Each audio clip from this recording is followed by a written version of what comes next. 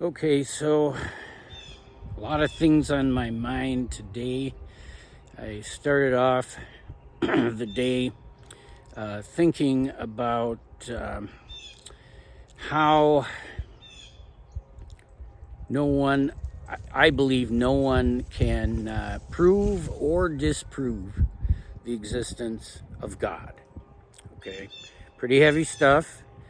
Some people talk about the anthropic principle, which is that we as conscious life could not exist if the universe weren't finely tuned, like the constants of nature, like the fine structure constant of the electromagnetic force, things like that, adjusted just right so that we could exist. Some people try to use that to say that, oh, this proves the existence of God. This brings in concepts of free will, what that means, determinism, what really is consciousness, axiomatic systems. Then there's Gödel and the incompleteness theorem that would suggest that there are truths which can be neither proven nor disproven using any sort of axiomatic system like mathematics or science. But then Kurt Gödel also made a claim that he could mathematically prove the existence of God. And there are others that come on and say that they can mathematically or using some logical system prove the existence of God. I don't buy it, but I also don't buy it when people say things like, there is no God because there's no evidence, because God's existence cannot be proven. I don't buy that either. I'm just kind of open to figure it out someday, perhaps. My inclination is to believe in God. That's how I feel. I've got that sort of faith.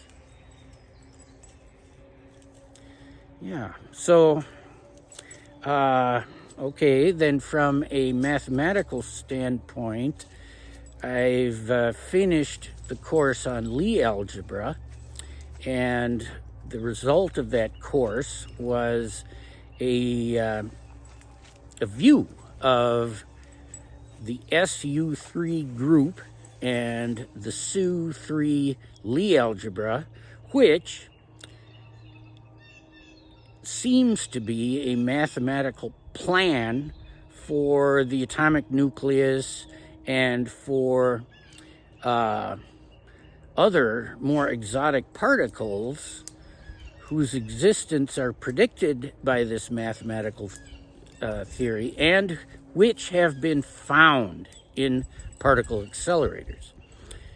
And the weight spaces of these different particles mathematically form a hexagon, 6 weighted spaces, 2 of which are the neutron and the proton. And then in the center is a weight space that is at the origin of the graph, and that one has 2 particles. So really there are 8 particles, and that lines up with the 8 generators, mathematical generators of the SU3 algebra, right? And so, wow, it really corresponds closely with what we have observed experimentally. So there's that. Okay, and then there's the idea of thermodynamics and using entropy, increasing entropy in the universe, to talk about why we have a sense of time and the passing of time, and how without an increase in entropy, we'd be frozen. And the universe would seem to be very uninteresting. And yet, the increase of entropy leads to all sorts of problems in our lives, like things breaking, getting sick. So it seems that because in exchange for having a dynamic universe, we have to put up with bad things, what we perceive as bad things. Pain, fear. Well, fear. Okay, fear is what comes from the anticipation of bad things happening. And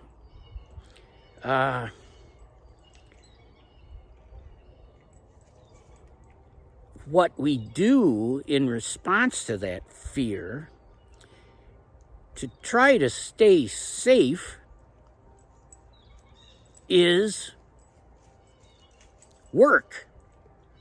We apply consciousness, which is the antidote to entropy.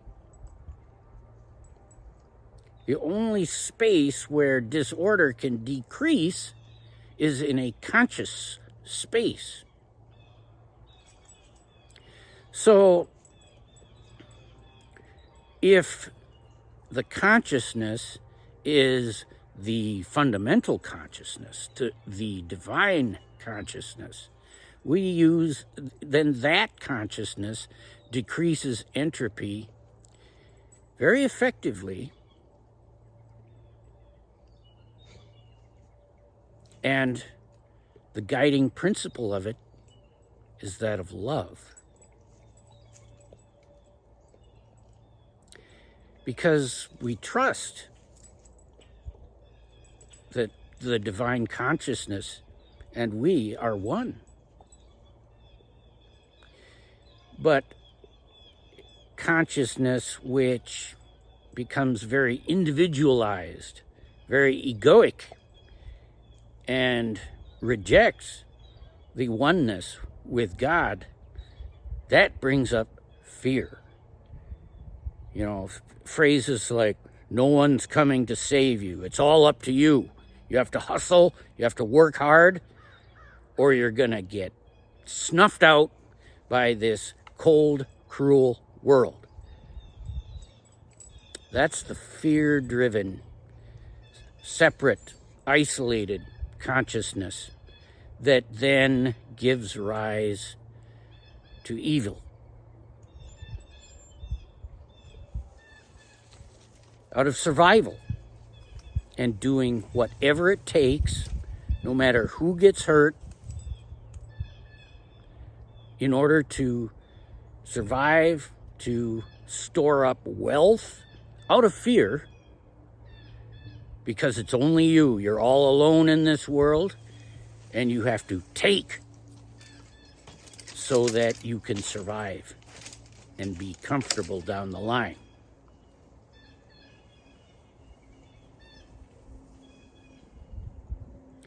So, I guess that is where I am at with my thinking about good and evil. I think good is a fundamental property of divine consciousness, the fundamental consciousness, and entropy is a fundamental part of our dynamic universe. And our response to entropy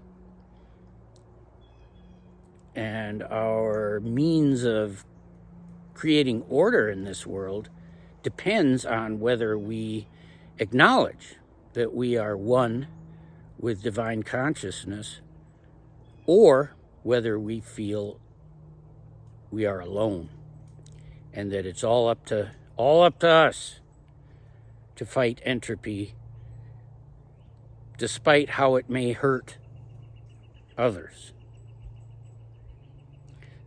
So yeah, I guess that is where I am at with the whole good versus evil issue.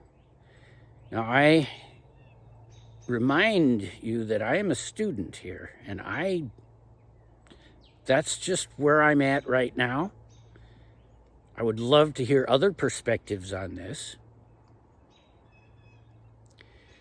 Now, the other thing that I've been thinking about is how in this hierarchical, or even, dare I say, patriarchal society, doesn't seem to be much value in a man being sensitive, in a man who thinks about things like this.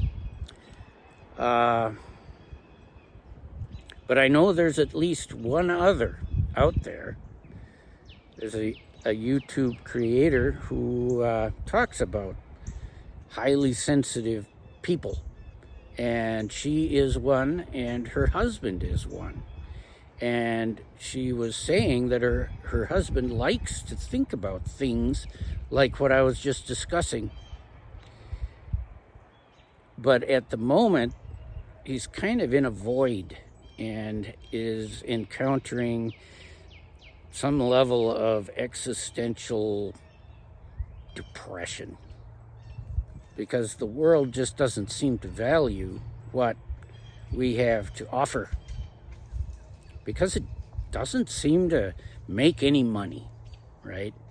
Now, I mean, a deep knowledge of the strong nuclear force could have some financial value, but well, let's not go down that rabbit hole about what happens when you have a unique scientific idea. Yeah.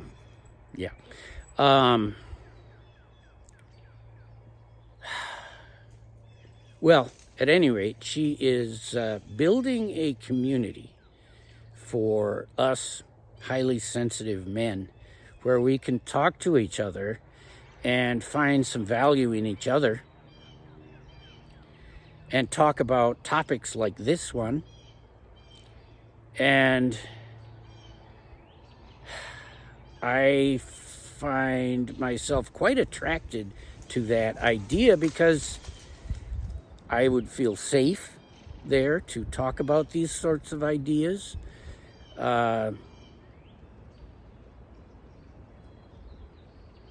I would feel appreciated.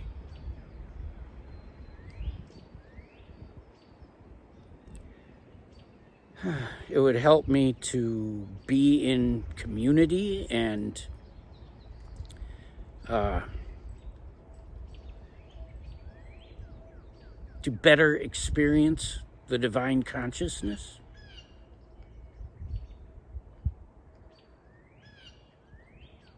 Plus, it would help me to understand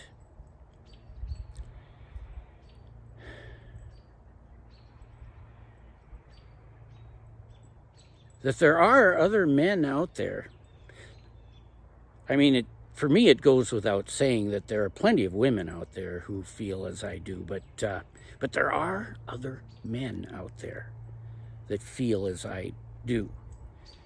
And I believe that we also play a role in bringing about the new earth.